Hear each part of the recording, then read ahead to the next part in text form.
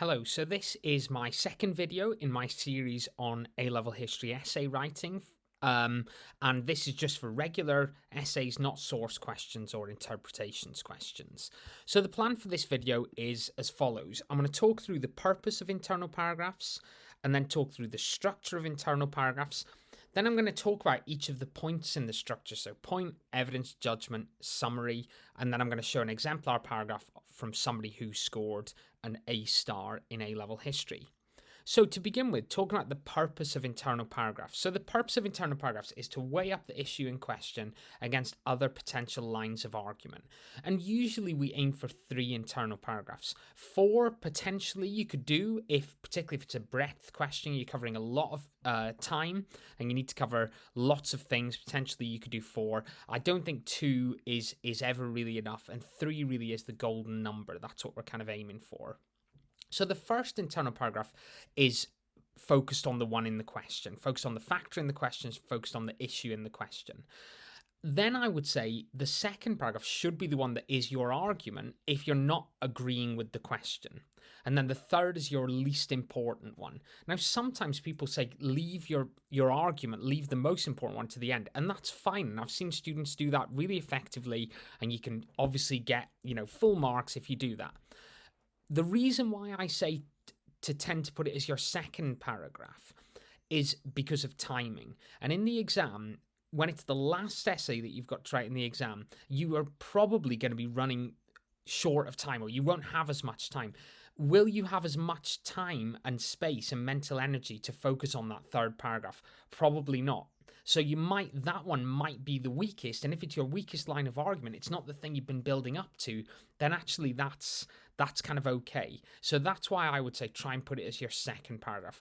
But I think as long as you've got the factor in the question or the issue in the question as paragraph 1, the other 2, you could potentially switch them around. So for example, there's a question here. How far was the influence of Southern whites in the Democratic Party the chief cause of the failure to address grievances of Black Americans during the New Deal years, 1933 to 1941? So paragraph 1 is going to be the influence of Southern whites in the Democrat Party. Paragraph 2, you could maybe talk about the failure of FDR to address Black American grievances. And paragraph 3, you might talk about Supreme Court decisions which upheld Jim Crow and didn't address Black American grievances. Okay, so the one in the question and then 2 others. So in terms of structure, what do these paragraphs look like? So this is the structure that I suggest, and to me this works very clearly. It works really well. So point, evidence, judgment, evidence, judgment, evidence, judgment, summary. So your point sets out the focus of the paragraph. You use precise evidence, which you then analyze. That's a judgment. Aim to do that 3 times. So 3 pieces of evidence, each of those that are analyzed, and then a summary at the end where you weigh up the relative importance of this paragraph in relation to the question. So that's the structure for these 3 internal paragraphs. So not the intro, not the conclusion, the main body of the essay. So what do we mean by point? So you start each paragraph with a really clear point. You're signposting what the paragraph's going to be all about. Make it argumentative. Okay, so here's an example. If the question is, how far do you agree that the first Great Migration, circa 1910 to 1930, can be regarded as the most significant change in the pattern of black settlement in the USA in the period 1850 to 2009. So a point for this, an effective point for this first paragraph could be, the first Great Migration can be considered the most significant change in the pattern of black settlement across this period, as it led to an unprecedented movement of Black Americans from the South. So can you see how that's not just saying the first Great Migration can be considered a factor, and then getting into it. It's giving an argument as part of the point. So it's kind of creating this sense of argument, this analytical approach to the essay. So that's the point. Make it argumentative. Each paragraph should start with a clear point. Now we go on to evidence. So what do we mean by this? Using precise evidence to support your point. So dates, events, names, legislation, facts and figures, not a vague, just something vague happening. Make it more precise. Also think about the period in question. Try and cover the whole period in question. Don't just talk about something that happened in 1 or 2 years if the question's asking you about 100 years. And in terms of how many, well, as I said before, aim for 3 pieces of evidence per paragraph. That's not a kind of hard and fast rule. It doesn't say in the mark scheme you need to have 3 pieces of evidence, but it will talk about a range of evidence. And in my experience, 3 pieces of precise evidence per paragraph is usually enough. Maybe there might be some questions you have to talk about more. There might be some questions that are very, very narrow and there just isn't as much to say, maybe 2 per paragraph. But 3 is usually about right. So here's an example. The question is, how far can the actions of Oliver Cromwell be blamed for the failure of the Republic 1640 to 60? So what kind of evidence we could talk about? Could we talk about in that paragraph? We could talk about Cromwell's dissolving of the rump in 1653. We could talk about his refusal to accept the crown in 1657. And we could talk about him making Richard Cromwell his successor, on his death in 1658. So there's 3 precise pieces of evidence there that we could use for that paragraph on Oliver Cromwell. Okay, now onto the judgment bit. So this is the analysis. After each piece of evidence, we analyze it, we link it back to the question. So the easiest way to explain it is to show an example. So the same question about Oliver Cromwell being blamed for the failure of the Republic. So let's say we've just mentioned Cromwell dissolving the rump. So how is that important? So we say the judgment here is this furthered instability and created a need for another constitutional settlement.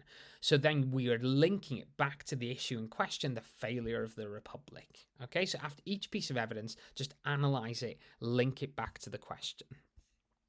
So when you've done that 3 times, so point, evidence, judgment, evidence, judgment, evidence, judgment, we do a summary at the end. So it's like a mini conclusion at the end of each paragraph where we weigh up the relative importance of this paragraph in relation to the question. So again, the same question on Oliver Cromwell and the Republic. And a summary for this this paragraph could be, overall, Cromwell's actions consistently undermined the existing constitutional settlements and furthered instability.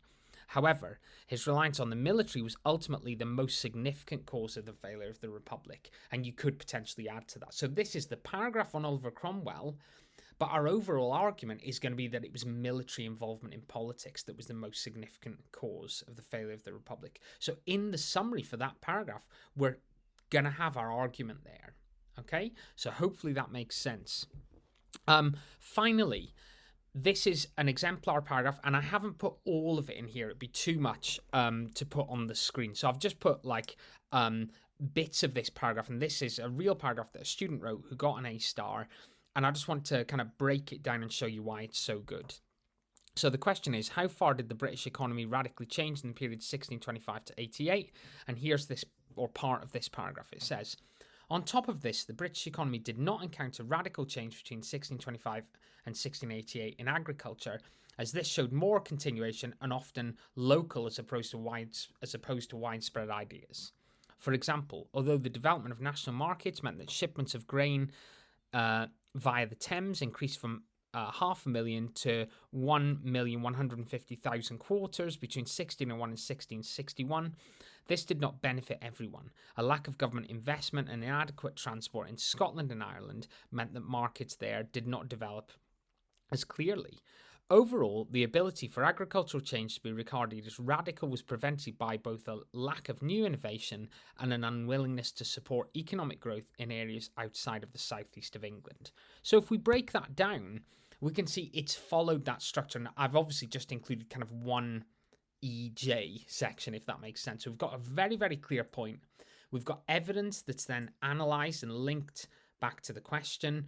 And then I've cut bits out of it, and then I've included the summary there. So hopefully that's clear. Point, evidence, judgment, and then you do that 3 times, and then the summary.